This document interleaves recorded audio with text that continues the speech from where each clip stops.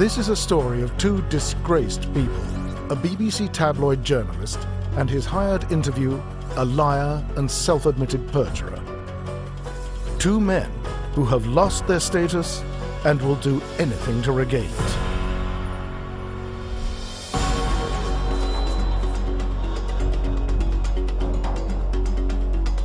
The story begins in March 2007, when BBC Panorama reporter John Sweeney and his producer, Sarah Mole, arrive at St. Hill Manor, once the home of Scientology's founder, L. Ron Hubbard. There they meet with Tommy Davis, the church's international spokesperson, to help in the development of their story. There to assist Mr. Davis is Mike Rinder, a former church executive removed 5 years earlier for a continued pattern of incompetence and gross malfeasance, who has now worked up to the position of junior assistant. With Rinder in tow, Mr. Davis tours Sweeney through St. Hill and offers to arrange full access for the BBC to the church's many buildings and facilities. I could take you to Narconon Arrowhead, I could take you to Clearwater, I could take you to Los Angeles, to our major churches there. Sweeney promises to get back to him on the offer, but is hiding his true intentions. Because 4 days later, Sweeney pulls the first of many stunts. Suddenly turning up unannounced in Clearwater, Florida, home to Scientology's spiritual headquarters. That evening, when Scientologists gather in celebration of the birthday of their religion's founder, he appears with his cameras, demanding entry to interview the leader of the religion, who is at that moment on stage, speaking to a packed auditorium and a worldwide televised audience. This would not be the last of Sweeney's many tabloid stunts. The next day, he and his crew appear at an opening of a new Scientology church, where his behavior towards Tommy Davis would make his agenda crystal clear. What happens if the Church of Scientology isn't a religion, but it's a sinister brainwashing cult? And they say it's a sinister, mind-changing, brainwashing, money-grubbing cult. Your organisation is nasty.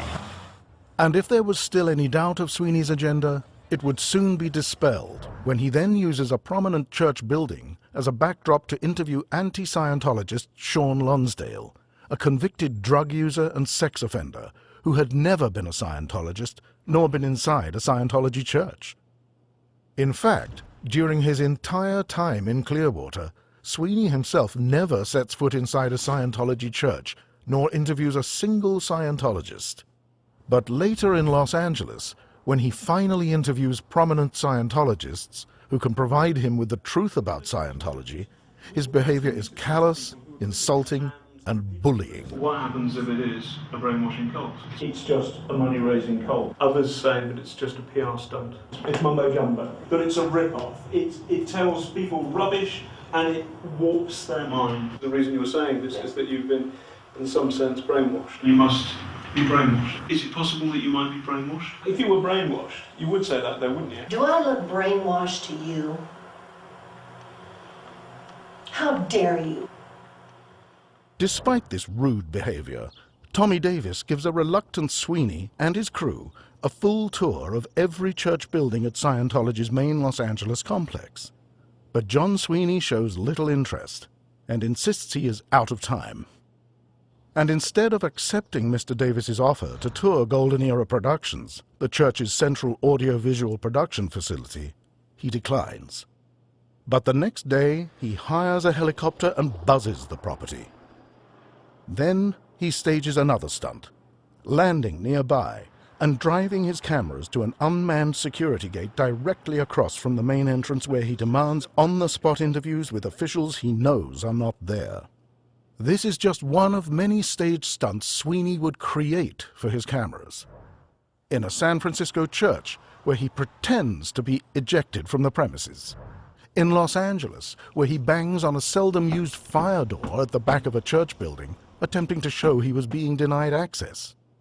And in London, where he uses a movie premiere to harass film star John Travolta with his religious bigotry. Some people say you're in a cult. Is Scientology a sinister cult? You've been brainwashed, Mr. Travolta. Take me to But it is during a private visit at the Citizens Commission on Human Rights, a watchdog group established by the Church of Scientology, that John Sweeney would become most notorious for an out-of-control and shameful psychotic rant directed at his host, the church's international spokesperson, Tommy Davis. No, Tommy, you stop! No, listen to me! You were not there at the beginning of that interview! You were not there! You did not hear or record all the interview! Do you understand? Brainwashing is a crime. Did you understand? Against humanity. You are quoting the second half of the interview, not the first half! You cannot assert what you're saying! Sweeney's meltdown garnered worldwide attention and over 1 million hits on YouTube. News stories mocking John Sweeney's behavior appeared all over the media. BBC journalist John Sweeney had been investigating the Church of Scientology when he snapped. He was actually caught on tape ranting at a Church of Scientology official. And his on-camera freakout has put him on YouTube and the BBC on the spot. Exposing a journalist, a critic at his worst. Sonia, you were not there! You were not there! That's really the best way to get the most out of an interview, I'm sure. Yeah, really warm them up. Little over the top, I think. What was that? Who can scream the loudest? Is that what you said? It sounded like a seal. If you are interested in becoming a television journalist, his behavior was a fine example of what not to do. The resulting controversy did more than embarrass the BBC. The elite body of British investigative reporters, the Frontline Club, threw Sweeney out of its membership. Classes in 3 major universities used the example of John Sweeney to show what never to do in investigative journalism. One class counted in Sweeney's program an astonishing total of 180 violations of BBC and government broadcast codes. John Sweeney became the poster child for shoddy reporting.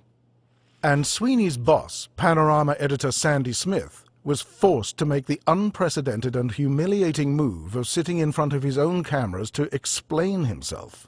What happened? It's not songs of praise, is it? No. A laughingstock in journalistic circles, Sweeney desperately wants to excuse his indefensible behavior to regain his former status and get revenge.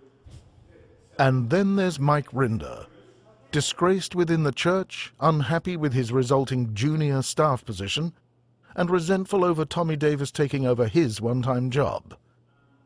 That's him in the background, attending to whatever Mr. Davis needs.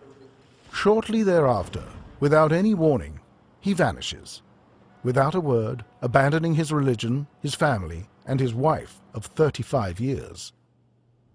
Yet, inexplicably, soon afterwards, John Sweeney's producer, Sarah Mole, contacts him with an offer to talk to the BBC. At this point, Rinder seemingly declines. But Rinder's life does not go as planned. Because of his poor work ethic, he can't hold a job, and his life outside the church is a constant struggle. The next time Sarah Mole appears, he hopes his salvation is at hand, and she has brought someone else along, Marty Rathbun. Like Rinder, Rathbun is another former external affairs failure who had been removed from his position within the church for gross malfeasance. He had left the church suddenly and without warning in 2004.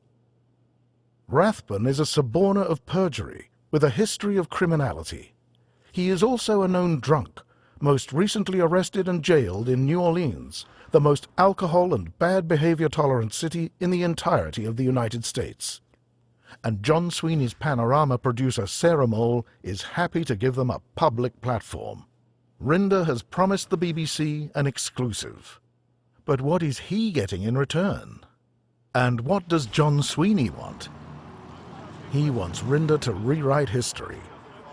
For in one of Rinder's only appearances in front of Sweeney's cameras in 2007, he told him that allegations by the BBC reporter against the church, and specifically its leader, were total lies. Those allegations are absolute, utter rubbish. Absolute, utter rubbish.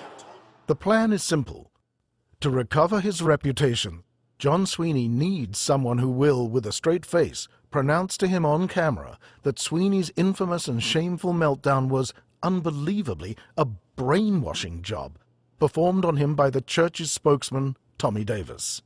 And who better to do this than Mr. Davis's former underling, the disaffected Mike Rinder? And who better to confirm Rinder's lies than his angry and vengeful, now best good buddy, Marty Rathbun? Rinder will tell Sweeney that he was lying in 2007 when he denied the allegations against the leader of his former religion. In short, Rinder gets a forum to attempt to destroy the man who replaced him and get revenge on church leaders. And Sweeney gets back his reputation. Is the BBC really allowing Sweeney to create a report exonerating himself for his own inexcusable psychotic rage? Apparently so. For on the 8th of December 2009, Sweeney's producer, Sarah Mole, sends an email to Tommy Davis informing him of the BBC's plans to launch a new show investigating certain vague and unspecified allegations against the Church of Scientology and its leader. That same day, the BBC also flies Sweeney's favorite two malcontents in from America, Marty Rathbun and Mike Rinder.